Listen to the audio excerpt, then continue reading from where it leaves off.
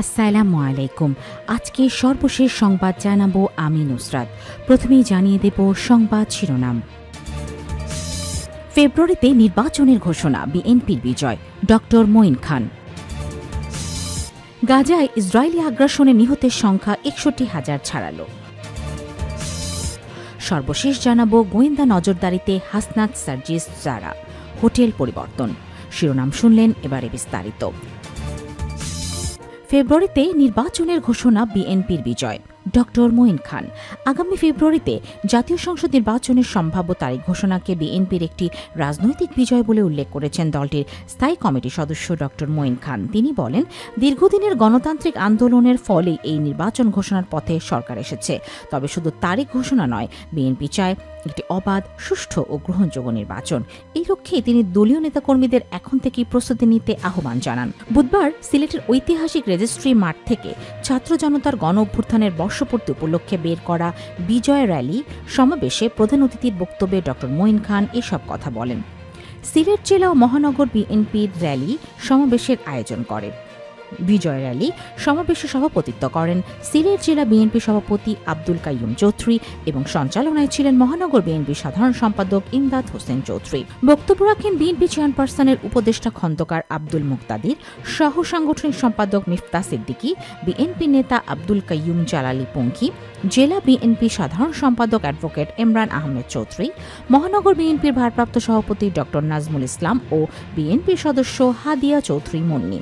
বিজয় র্যালিটি registry মাঠ থেকে শুরু হয়ে নগরের বিভিন্ন সড়ক প্রদক্ষিণ করে কোর্ট পয়েন্টে গিয়ে শেষ হয়। এদিকে দক্ষিণ সুরমা উপজেলার বিএনপি পৃথকভাবে বিজয় র্যালির আয়োজন করে। র্যালিটি স্ক্রিন ব্রিজের দক্ষিণ প্রান্তে গিয়ে শেষ হয়।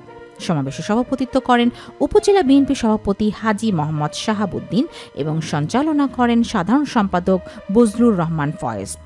সমাবেশে জেলা উপজেলা বিএনপির বিভিন্ন পর্যায়ের নেতারা বক্তব্য রাখেন এবং র্যালিতে অংশগ্রহণ করেন। গাজায় ইসরায়েলি আগ্রাসনে নিহতের সংখ্যা ৬১,০০০ ছাড়ালো।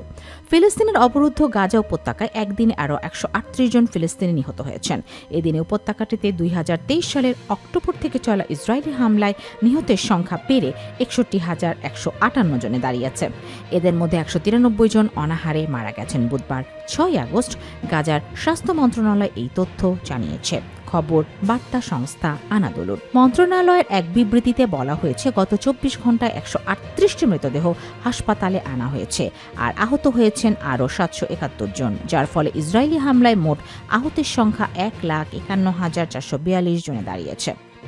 মন্ত্রণালয় আরও জানিয়েছে, গত দিনে অনাহার অপুষ্টিতে আরও ৫ জন মারা গেছেন, যার ফলে ২০২৩ সালের অক্টোবর থেকে অনাহারে মৃতের সংখ্যা বেড়ে ১৯৩ জনে দাঁড়িয়েছে, যার মধ্যে ৯৬টি শিশু। এতে আরও বলা হয়েছে, গত ২৪ ঘণ্টায় মানবিক সাহায্য নিতে গিয়ে ৮৭ জন ফিলিস্তিনি নিহত ও ৫৭০ জন আহত হয়েছেন, যার ফলে গত ২৭ মে থেকে সাহায্য নিতে গিয়ে নিহত ফিলিস্তিনের মোট সংখ্যা ১,৬৫৫ জনে দাঁড়িয়েছে এবং ১১,৮০০ জন আহত হয়েছেন। গত ১৮ বছর ধরে গাজায় অবরোধ আরোপ করে আসছে ইসরায়েল। তবে চলতি বছরের ২ মার্চ থেকে সব ক্রসিং বন্ধ করে দেওয়ার ফলে মানবিক সাহায্য প্রবেশে বাধা সৃষ্টি হয়েছে এবং উপত্যকাটির পরিস্থিতি আরও খারাপ হয়েছে।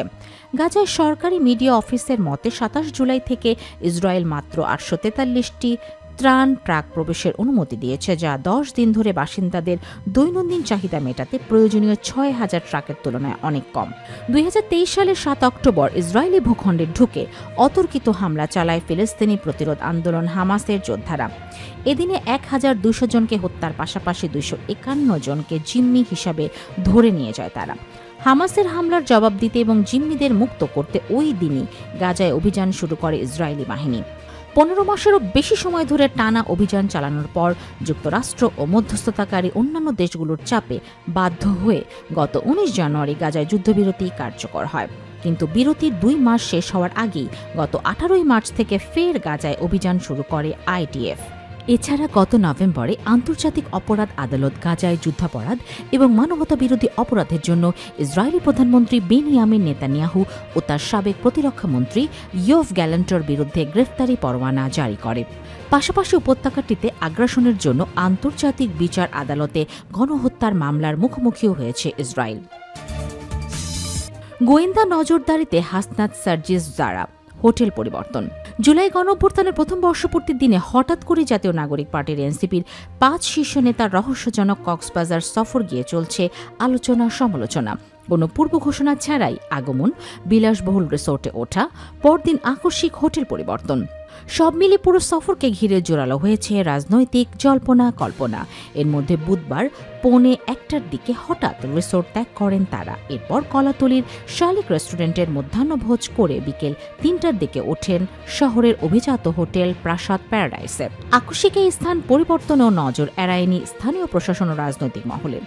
পরিস্থিতি এমন পর্যায়ে পৌঁছেছে যে ডিজিএফআইও ও এসএনআই সহ একাধিক গোয়েন্দা সংস্থার সদস্যরা গত 2 দিন ধরে নেতাদের প্রতিটি গতিবিধির উপর কড়া নজর রাখছেন। শুধু নজরদারিতেই নয়, গোপন বৈঠকের গুজব, বিদেশি কূটনীতিকদের নাম ঘিরে সামাজিক যোগাযোগ মাধ্যমে ছড়িয়ে পড়া নানা তথ্য আর কেন্দ্রীয় কার্যালয় থেকে কারণ দর্শানোর নোটিশ, সব মিলে সফরটি ঘিরে উঠেছে এক ধোঁয়াশা ও কৌতূহল।